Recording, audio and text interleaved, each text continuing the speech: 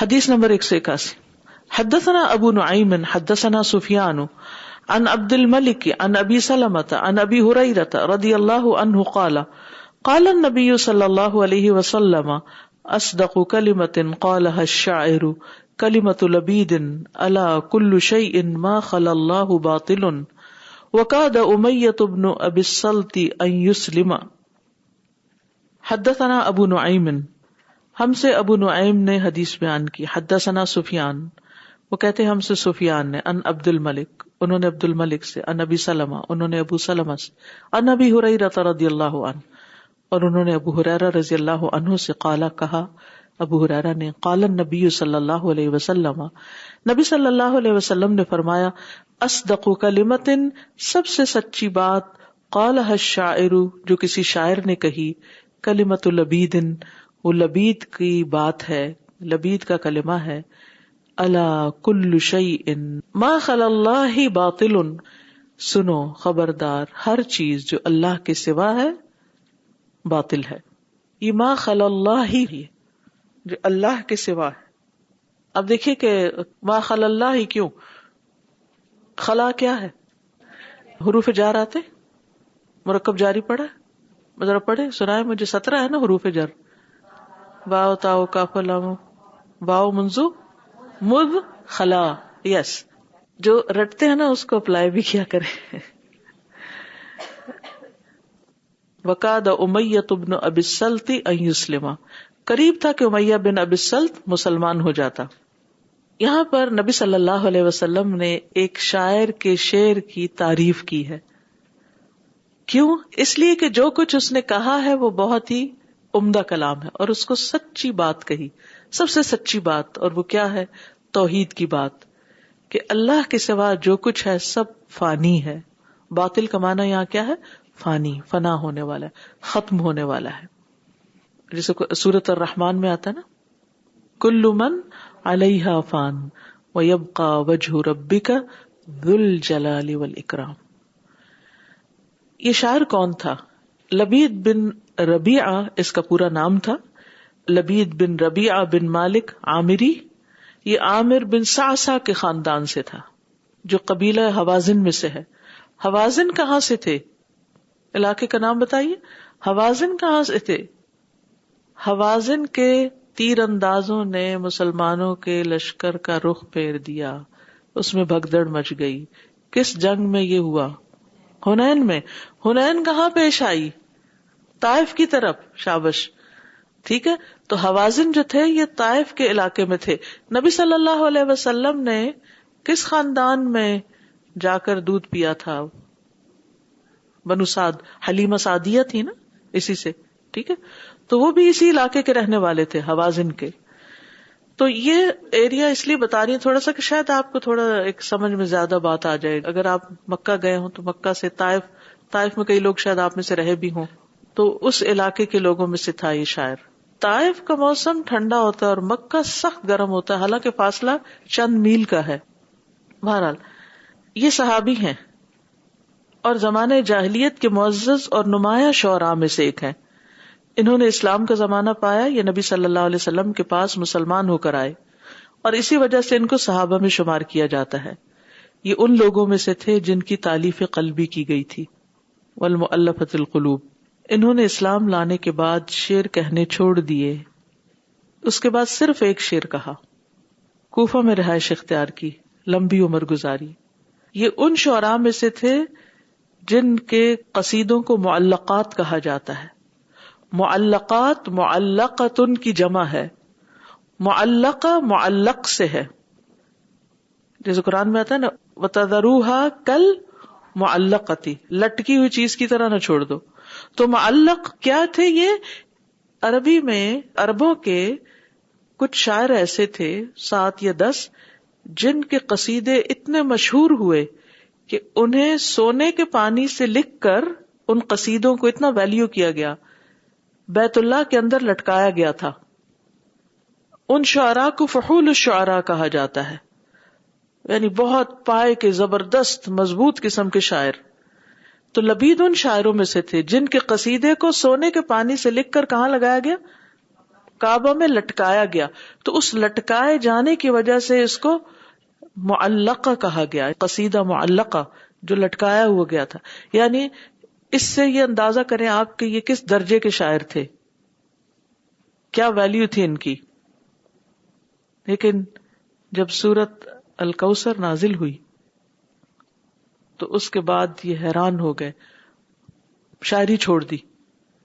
انا اعطیناک الکوثر فصل لربک وانحر ان شانئک ھو الابتر. دیکھ کے کہنے لگے واللہ ما ھذا کلام البشر، اللہ کی قسم یہ کسی انسان کا کلام نہیں. میں جانتا ہوں کہ کلام کیا ہوتا ہے، شاعری کیا ہوتی.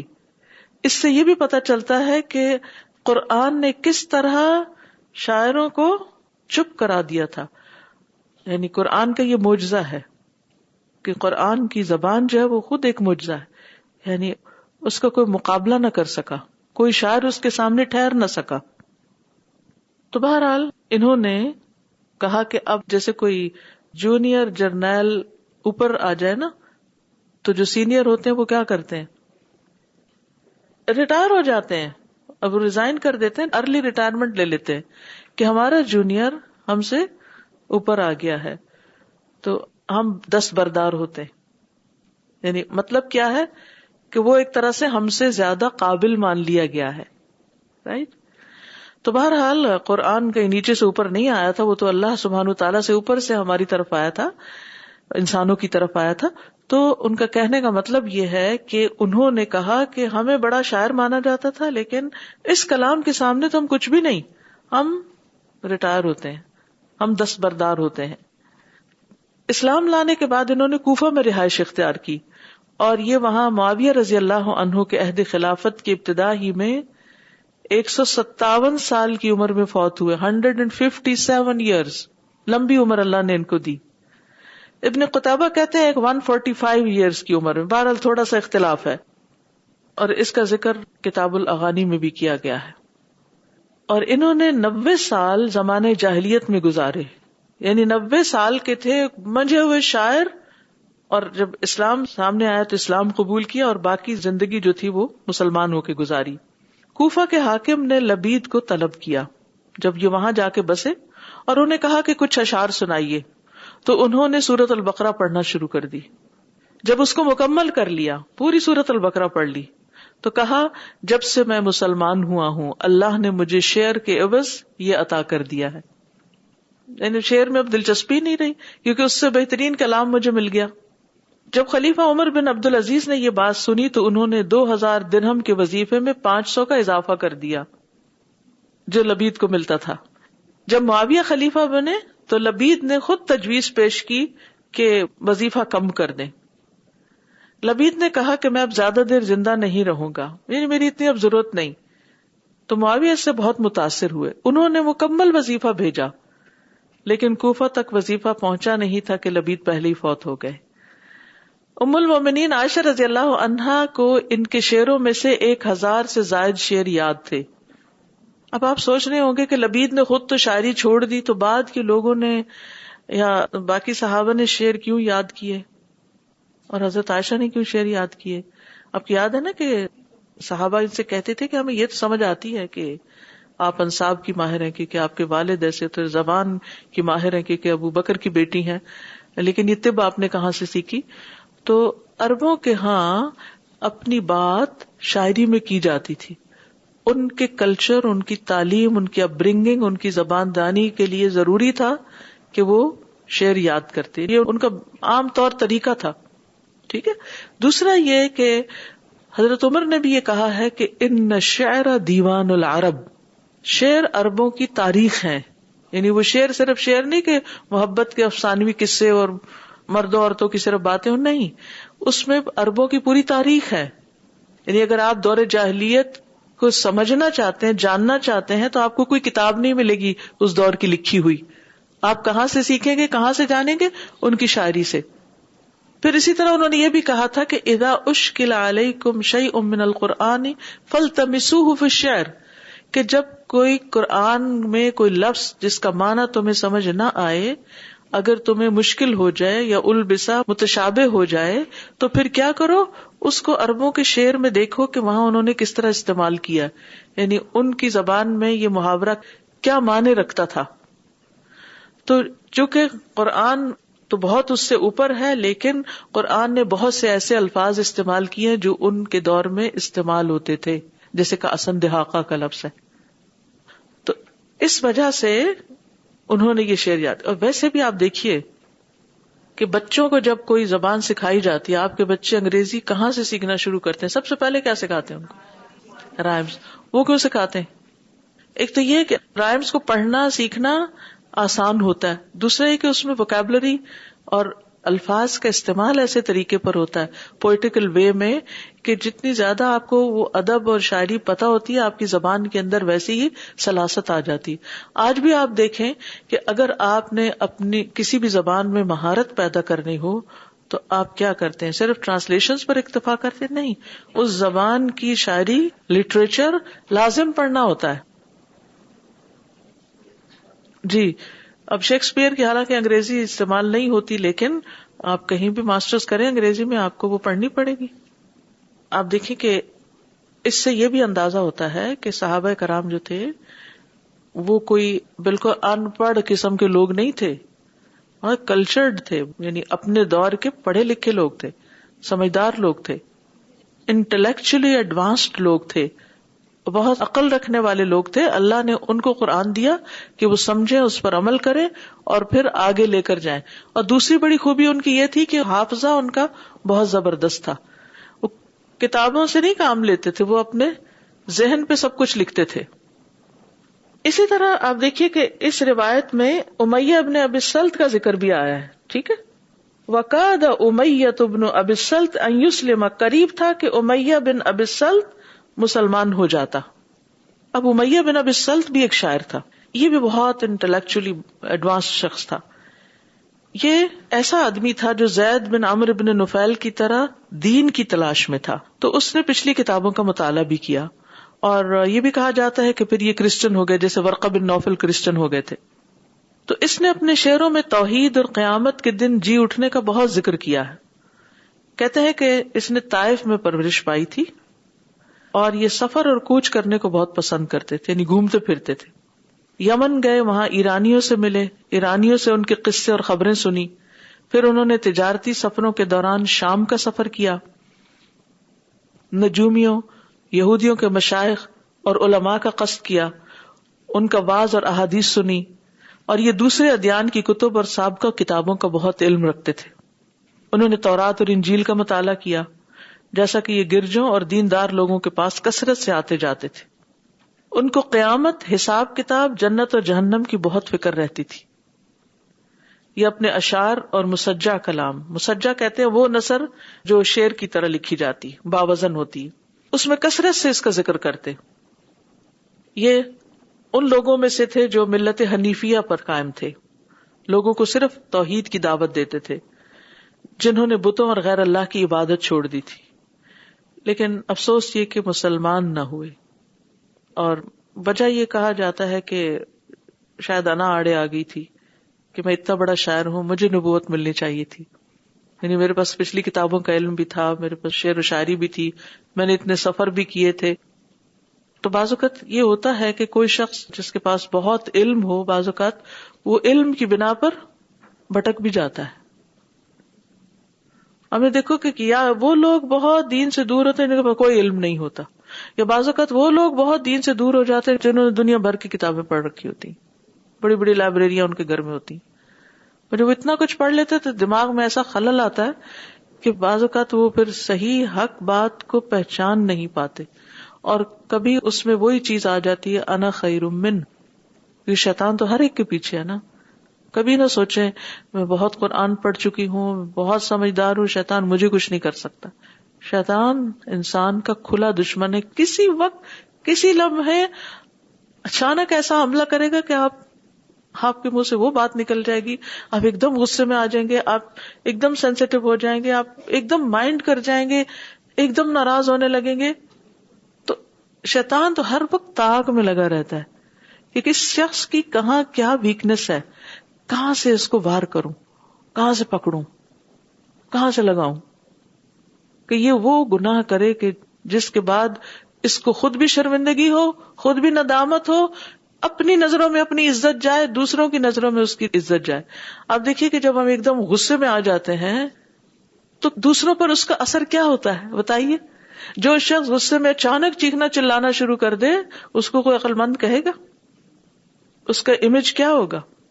اس کے بارے میں تاثر کیا ہوگا؟ اچھا تاثر ہوگا؟ نو. تو اس لیے بہت احتیاط کی ضرورت ہے، بہت احتیاط کی. صبح شام یہ اللہ سبحانہ تعالی سے مدد لینے کی ضرورت ہے اور اللہ کی پناہ لینے کی ضرورت ہے من الشیطان الرجیم. اس نے کہا تھا لئن اخرتنی الی یوم القیامت لاحتنکن ذریتہ الا قلیلا. اور اللہ تعالیٰ نے کیا فرمایا؟ قال اذهب فمن تبعك منهم فإن جہنم جزاؤکم جزاء موفورا واستفزز من استطعت منهم بصوتك واجلب عليهم بخيلك ورجلك وشاركهم في الاموال والاولاد وعدهم وما يعدهم الشيطان الا غرورا ان عبادي ليس لك عليهم سلطان وكفى بربك وكيلا وكفى بربك وكيلا.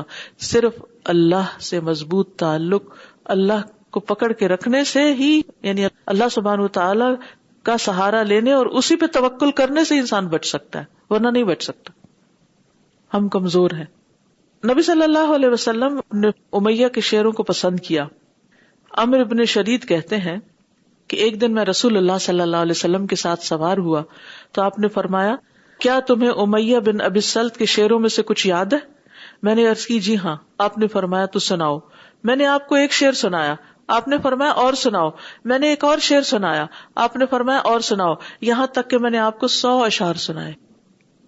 ان کے پاس کوئی کتاب نہیں تھی، کہاں سے سنائے تھے عمر نے شعر؟ حافظے سے سنائے تھے. تو اس سے آپ اندازہ لگائیں کہ کس قسم کے لوگ تھے. یعنی کوئی پلان نہیں تھا، کوئی تیاری کر کے نہیں گئے تھے. آپ نے فرمایا سنایا، آپ نے سنا، آپ کو پسند آیا، پھر اور سنا، پھر اور سنا، کیونکہ اچھا کلام تھا. اب اس میں آپ دیکھیے کہ دونوں چیزیں ہمارے سامنے آتی. نمبر ایک، لبید نے جب قرآن پڑھا سنا شاعری سے دستبردار ہو گیا. اس کے اندر ایک خاص ٹیلنٹ تھا نا، ایک خاص ذوق تھا. پہلے وہ ذوق کس سے پورا ہو رہا تھا؟ شاعری سے. اب اس سے بہتر چیز مل گئی. جب بہتر چیز ملی تو اس کو اختیار کر لیا. دوسری طرف جو اچھی شاعری ہے اس کو پڑھنے، یاد کرنے اور سیکھنے میں حرج نہیں. بامقصد شاعری جو ہے وہ انسان کے لیے فائدہ مند ہے. تو ہمارا دین نہ تو شاعری کو کنڈیم کرتا ہے، یعنی آپ یہ نہیں کہہ سکتے لبید نے چونکہ شاعری چھوڑ دی تھی تو اس لیے ہر ایک کو چھوڑ دینی چاہیے. نہیں، اس کی وجہ جانے. نمبر 2، جہاں بھی خیر ہو. ہم دیکھیے کہ امیہ تو ایک انا کا شکار ہو کر مسلمان نہیں ہوتا، لیکن آپ نے یہ نہیں کہا چونکہ وہ مسلمان نہیں ہوا تھا اس لیے اس کے شعر نہ سنانا مجھے. وہ نہیں ہوا، وہ اس کا ذاتی فعل ہے، لیکن جو بات اس نے کہی ہے، جو کام اس نے کیا ہے وہ ویلیوبل ہے، وہ لے لو. تو اس سے کیا پتہ چلتا ہے؟ ہمارے دین میں تعصب نہیں ہے. ہمارے دین میں غلط اور صحیح کا ایک فرقان اور ایک میزان دیا گیا ہے کہ صرف وہ چیز اختیار کرو جو تمہارے واقعی حقیقی فائدے کی، اور فائدے سے کوئی دنیا کا مطلب نہیں، دنیا اور آخرت دونوں کے اعتبار سے. ان چیزوں کو چھوڑ دو جو تمہارے لیے نقصان دہ ہیں، ان چیزوں کو چھوڑ دو جو شک میں ڈالتی ہیں، ان چیزوں کو اختیار کر لو جو شک میں نہیں ڈالتی. دع ما یریبک الی ما لا یریبک، یہی تقویٰ ہے.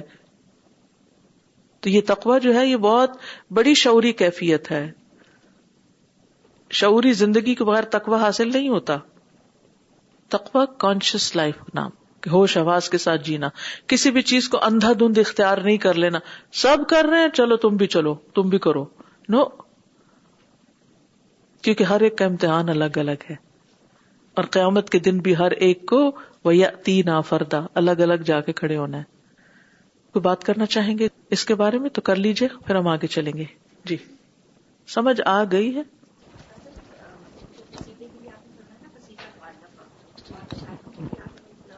فحول، فحل کہتے ہیں سانڈ کو. سانڈ کا پتہ ہے؟ آکس ہوتا ہے نا انگریزی میں، او ایکس. جی، طاقت کی، یعنی جیسے جو جانور نظر آتے ہیں ان میں سب سے مضبوط جانور جو ہے وہ سانڈ ہے. تو فحول الشعراء یعنی شاعروں میں سے جو بہت ہی مضبوط قسم کے طاقتور شاعر ہیں. جی السلام علیکم. وعلیکم السلام. آپ نے کہا نا جیسے کہ حضور صلی اللہ علیہ وسلم کے بارے میں ہم لوگ جانتے کہ امی تھے وہ، لیکن ابھی جو آپ نے کہا کہ وہ شاعری مطلب ان کو شعر سناتے تھے، مطلب اس کا یہ تھا اتنے انٹلیکچوئل تھے وہ کہ ان کو شاعری جیسی مشکل زبان اس کو سمجھتے تھے وہ. تو اس سے پتہ چلتا ہے کہ ان کے اندر ان کا اسی لیول. لیے آپ نے بہت اچھا نقطہ اٹھایا. اس سے میں یہاں ایک اور چیز کلیئر کر دوں. ہم امی کا ترجمہ کیا کرتے ہیں؟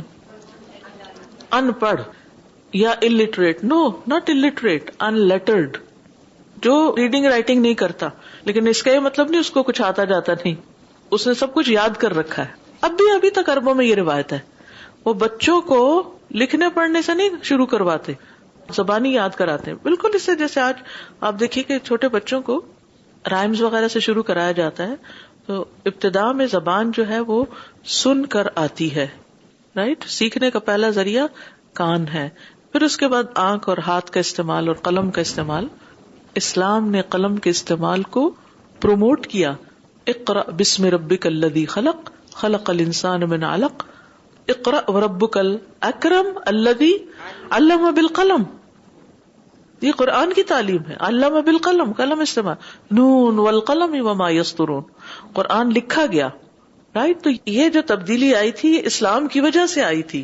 عربوں کے ہاں بہت کم تھا لکھنا پڑھنا، لیکن اسلام میں پھر اس کو بہت پروموشن ملی. جی السلام علیکم. میں کہتی کہ ہر ایک کے اندر چھپے ہوئے ٹیلنٹس ہوتے ہیں، کسی میں رائٹنگ کے، کسی میں اسپیکنگ کے، کسی کے تھاٹس اچھے ہوتے ہیں. ہم ایک دم نیگیٹولی اس کو بالکل ڈینائی کر دیتے ہیں. اینڈ ہاؤ دیز صحابہ channelize those talents into positivity. تو as parents and teachers and we have to channelize the students talents into the right way. بالکل یہی استاد کا کام ہوتا ہے. استاد کہتے ہی اس کو ہیں کہ جو شاگردوں کے ٹیلنٹ کو چینلائز کرے، ان کی صلاحیتوں کے مطابق انہیں ڈائریکشن دے، گائیڈ کرے، پھر وہ آپ سے بھی آگے نکل جائیں گے. حدیث نمبر 182. حدثنا اسماعیل حدثنی اخی عن سلیمان بن بلال عن یحیی بن سعید عن عبد الرحمن بن القاسم عن القاسم بن محمد عن عائشة رضی اللہ عنہا قالت كان لأبي بكر غلام يخرج له الخراج وكان أبو بكر يأكل من خراجه فجاء يوما بشيء فأكل منه أبو بكر فقال له الغلام أتدري ما هذا؟ فقال أبو بكر وما هو؟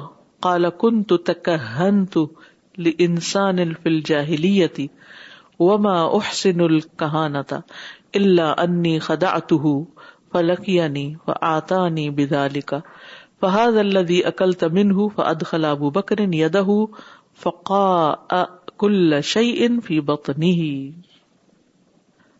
امام بخاری کہتے ہیں کہ ہم سے اسماعیل نے بیان کیا. یہ ہیں اسماعیل بن ابی اویس عبداللہ الاسبحی.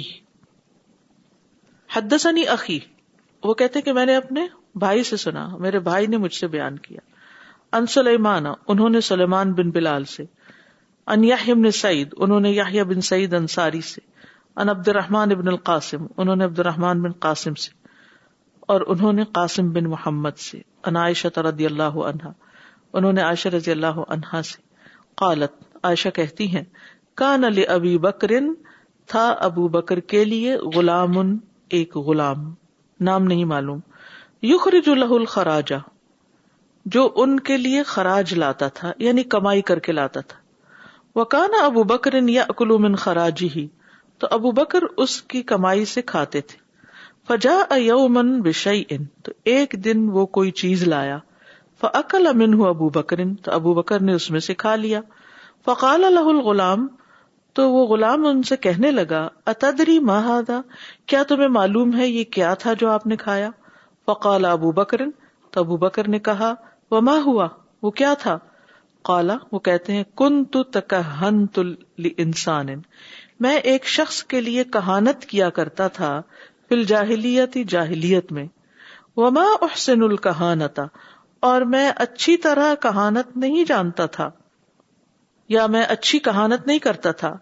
الا، مگر یہ کہ انی خدعتہ، یہ کہ میں نے اس کو دھوکا دیا، یعنی جھوٹ موٹ بول کے. فلقینی، تو وہ آج مجھ سے ملا. فاعطانی بذالک، تو اس نے مجھے یہ عطا کیا، یعنی دور جاہلیت کی کہانت کا بدلہ آج اس نے مجھے دیا. فہذا الذی اکلت منہ، تو یہ ہے وہ چیز جس سے آپ نے کھایا. فادخل ابو بکر یدہ، تو ابو بکر رضی اللہ عنہ نے اپنا ہاتھ منہ میں ڈالا. فقاء، تو قے کر دی، کل شیء، ہر چیز کی، فی بطنہ، جو ان کے پیٹ میں گئی تھی، باہر نکال دیا اس کو. کہانت ایسی ہوتی جیسے آج کل کے نجومی غیب کی خبریں دیتے ہیں اور پھر اس پر چارج بھی کرتے ہیں. ابو بکر رضی اللہ عنہ نے اس کا انکار کر دیا، کیونکہ ایک تو وہ نجومی کی کمائی تھی اور دوسرے دھوکے کی کمائی تھی، دو چیزیں تھی اس میں، تو انہوں نے اس کو باہر نکال دیا. یاد رکھیے کہ ہمارا دین ہمیں حلال اور طیب کھانے کا حکم دیتا ہے.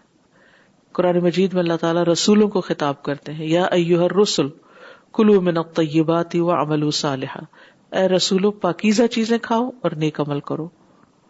ایمان والوں کو حکم دیا گیا، یا ایھا الذین آمنوا کلوا من طیبات ما رزقناکم، اے لوگ جو ایمان لائے ان پاکیزہ چیزوں میں سے کھاؤ جو ہم نے تمہیں عطا کی.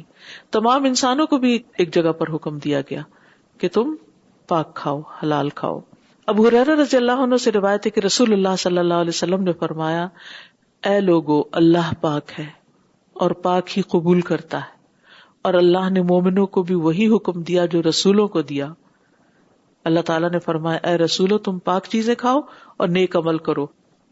اور اللہ تعالیٰ نے فرمایا، اے ایمان والو ہم نے جو تمہیں پاک رزق دیا ہے اس میں سے کھاؤ. حرام کھانے سے روکا گیا. وَلَا تَأْكُلُوا أَمْوَالَكُمْ بَيْنَكُمْ بِالْبَاطِلِ، اپنے مال آپس میں باطل طریقے سے نہ کھاؤ اور انہیں حاکموں کے پاس نہ لے جاؤ، یعنی رشوت نہ دو تاکہ لوگوں کے مال میں سے ایک حصہ گناہ کے ساتھ کھا جاؤ، یعنی فیصلہ اپنے حق میں کروا لو حالانکہ تم جانتے ہو. ابو حمید ساعدی کہتے ہیں کہ رسول اللہ صلی اللہ علیہ وسلم نے فرمایا، کسی شخص کے لیے اپنے کسی بھائی کا مال ناحق لینا جائز نہیں، کیونکہ اللہ نے ایک مسلمان پر دوسرے مسلمان کا مال حرام قرار دیا ہے. مطلب کیا؟ کسی کی مرضی کے بغیر اس کا کوئی مال نہ لیا جائے. یہ نہیں کہ آپ کو کسی کا پین پسند آ گیا اور وہ اس کے ہاتھ میں، تو اسے کہا ذرا دکھانا مجھے، دیکھا لکھا پسند آیا کا یہ میں رکھ لوں. ابھی اس کی مرضی ہے کہ نہیں، اب وہ شرم کے مارے ہو سکتا ہے کہ نہ کہے. تو اس طریقے سے بھی کسی کا دھوکے سے مال نہیں ہتھیانا چاہیے، یا چوری کے ذریعے اس کی غیر موجودگی میں یا لا علمی میں اس کی چیز اٹھا لی جائے، یا کسی کے پوچھے بغیر اس کی کچھ چیز استعمال کی جائے، تو یہ طریقہ درست نہیں. رسول اللہ صلی اللہ علیہ وسلم نے فرمایا، رزق حاصل ہونے میں تاخیر کی وجہ سے مایوس نہ ہو، کیونکہ مرتے دم تک بندے کے نصیب کا جو رزق ہے وہ اس تک پہنچ کر رہے گا. اس لیے میانہ روی کے ساتھ رزق کی تلاش میں رہو، حلال روزی حاصل کرو، حرام چھوڑ دو. آپ نے فرمایا، اگر تم میں 4 باتیں ہوں تو تمہیں دنیا کے کسی فائدے کی محرومی کا کوئی افسوس نہیں ہونا چاہیے. یعنی اگر اور کچھ بھی نہیں ملا تو کوئی بات نہیں. نمبر 1 امانت کی حفاظت، یعنی عادت ہے تم میں، سچی بات، حسن فطرت اور رزق کی پاک دامنی. حسن فطرت کا کیا مطلب ہے؟ کہ انسان یعنی صحیح فطرت پر ہے، بائی نیچر ہی ایک اچھا انسان ہے. ام عبداللہ کہتی ہیں، جو شداد بن اوس کی بہن تھی، طویل دن اور سخت گرمی کی وجہ سے افطاری کے وقت نبی صلی اللہ علیہ وسلم کی طرف انہوں نے دودھ کا ایک پیالہ بھیجا، لیکن آپ نے قاصد کو واپس بھیجا اور فرمایا، پوچھو یہ دودھ کہاں سے آیا ہے؟ اس نے جواب دیا، میری اپنی بکری کا دودھ ہے. آپ نے اس کو دوبارہ واپس بھیجا، فرمایا، پوچھ کیا ہو، بکری کہاں سے لی ہے؟ اس نے کہا، میں نے اپنے مال سے خریدی ہے. پھر آپ نے وہ دودھ پی لیا. دوسرے دن وہ خاتون خود نبی صلی اللہ علیہ وسلم کے پاس پہنچی، کہا، اللہ کے رسول، میں نے طویل دن اور سخت گرمی کی وجہ سے آپ کا خیال کرتے ہوئے کل دودھ کا پیالہ بھیجا تھا آپ کو، لیکن آپ نے تحقیق کرنے کے لیے میرے قاصد کو میری طرف پلٹا دیا، ایسا کیوں؟ آپ نے فرمایا، مجھ سے پہلے رسولوں کو یہی حکم دیا گیا کہ وہ طیب کھائیں، یعنی حلال کھائیں اور صرف نیک عمل کریں. تو آپ بتانا یہ چاہتے تھے کہ اگر کہیں بھی شک ہو تو معلوم کر لینا چاہیے تاکہ حلال ہی کھایا جائے. ایک انصاری آدمی سے روایت ہے کہ ہم آپ کے ساتھ جنازے میں گئے نبی صلی اللہ علیہ وسلم کو. جب واپس ہوئے تو آپ کو ایک عورت کی طرف سے دعوت دینے والا ملا. آپ وہاں تشریف لے گئے، کھانا پیش کیا گیا، لوگوں نے کھانے کے لیے ہاتھ بڑھایا، آپ نے بھی بڑھایا اور کھانے لگے. کہتے ہمارے بڑوں نے دیکھا کہ آپ ایک ہی لقمہ منہ میں گما رہے ہیں، نگل نہیں رہے. آپ نے فرمایا میں محسوس کرتا ہوں یہ گوشت ایسی بکری کا ہے جس سے اس کی مالک کی اجازت کے بغیر لیا گیا ہے.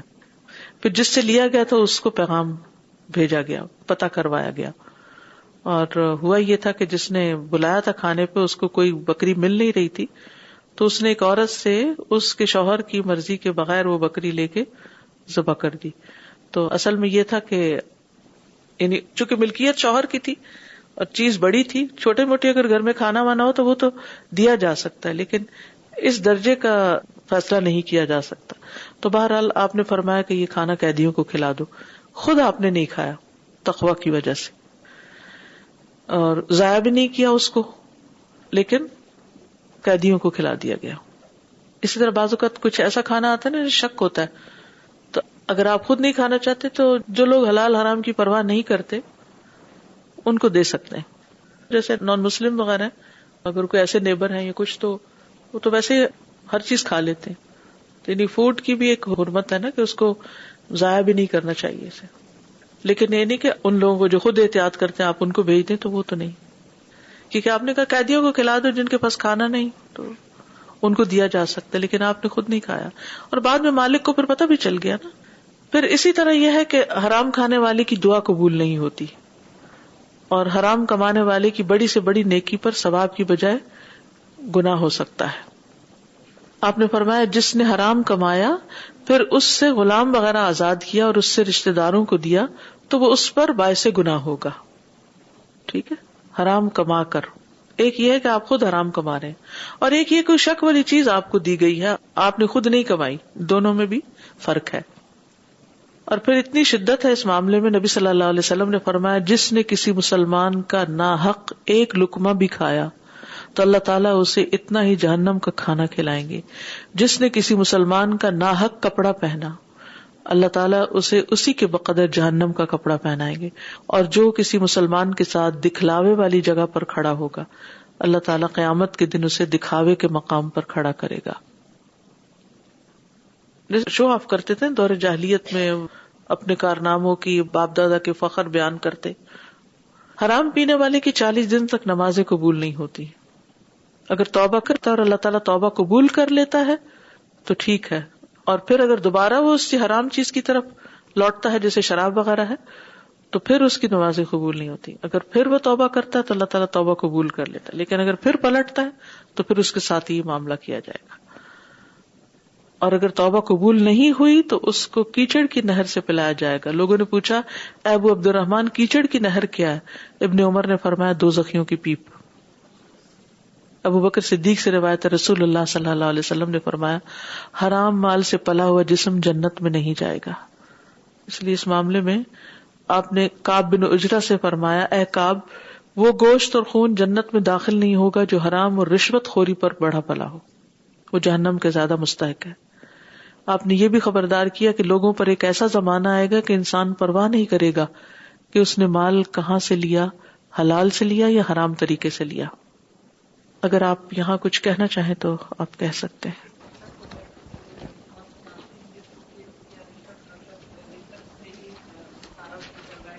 اگر اس میں مکس ہے, یعنی کوئی شخص ہے وہ محنت بھی کرتا ہے کام بھی کرتا ہے لیکن آپ کو شک ہے کہ یہ دوسری چیز بھی اس کے مال میں شامل ہے, تو اس سلسلے میں یہ ہے کہ جہاں حلال اور حرام ہے تو جو حلال کا حصہ ہے اس کے بیوی بچوں کے لیے, مہمانوں کے لیے وہ ہے, اور حرام کا وبال اس کے اپنے اوپر ہے. نہیں, لیکن یہ کنفرم ہے کہ ہاں اس کی ساری کمائی جو ہے رشوت پہلے اگر ٹوٹلی حرام ہے, صرف رشوت ہے اور کچھ اور شامل نہیں تو پھر بچنا چاہیے. یعنی اگر کوئی شخص مکمل سود کی کمائی کھاتا ہے اور اس میں کوئی اور چیز شامل نہیں تو اس کو بھی بچنا چاہیے. لیکن جہاں دونوں چیزیں مکس ہیں وہاں پر گھر والے اور رشتہ دار اور مہمان اس سے ایگزمپٹڈ ہیں. جی استاذہ, اگر کوئی محکمہ موسمیات میں کام کرتا ہے تو کیا یہ کہانت کی کمائی ہوگی؟ کہانت نہیں, وہ تو ایک علم ہے, وہ کہانت نہیں ہے. وہ کہانت تو یہ تھی کہ کوئی جنات اور شیاطین کے ذریعے کوئی غیب کی خبریں معلوم کر کے ایک میں 100 جھوٹ ملا کے لوگوں کو بیان کرنا, وہ اور چیز ہے. جی آپ نے کہا کہ حرام مال سے پلا ہوا گوشت جنت میں نہ جائے گا, تو یہ ان کی جو شخص کماتا ہے اس کے بچے بھی اس میں شامل ہوں گے؟ نہیں, وہ تو ذمہ دار نہیں ہے نا, اس کے خود کمانے والے کی بات ہے. Assalamu alaikum. There is a question from online student that if we give any non-Muslims haram thinking they don't care, is it something we are giving them from our hand and we are instead of telling them dawah, it will go against us on some day or not? دیکھیے کہ ہم ایک چیز ہے کہ حرام لا کے آپ شراب خرید کے ان کو دینے، وہ تو اور بات ہے، لیکن ایک چیز ہے مشکوک ہے، مشکوک کی میں نے بات کی، حرام خرید کے اور حرام گفٹ دینے کی بات نہیں کی، ٹھیک ہے نا؟ یعنی بات کو اس کے اصل کانٹیکسٹ میں سمجھنا بے حد ضروری ہے، یعنی آؤٹ آف کانٹیکسٹ نہیں جایا کریں. یعنی اگر ایک چیز کی بات کی گئی ہے کہ جیسے مشکوک ہے کوئی چیز، آپ 50-50 پتہ نہیں ٹھیک ہے یا نہیں، تو آپ اگر اسے نہیں استعمال کرنا چاہتے اور ضائع بھی نہیں کرنا چاہتے تو کسی ایسے شخص کو دے دیں کہ جو اس حکم کا مکلف نہیں ہے، ٹھیک ہے. لیکن اس سے یہ دلیل ہرگز نہیں ملتی کہ آپ جائیں کسی حرام چیز کی دکان پر اور اس سے حرام خرید کے آپ تحفہ دیں کسی کو، یہ تو میں نے نہیں کہا، نہ اس سے یہ جواز نکلتا ہے، ٹھیک ہے. اوکے، سبحانک اللہم و بحمدک، اشہد ان لا الہ الا انت، استغفرک و اتوب الیک. السلام علیکم و رحمۃ اللہ وبرکاتہ.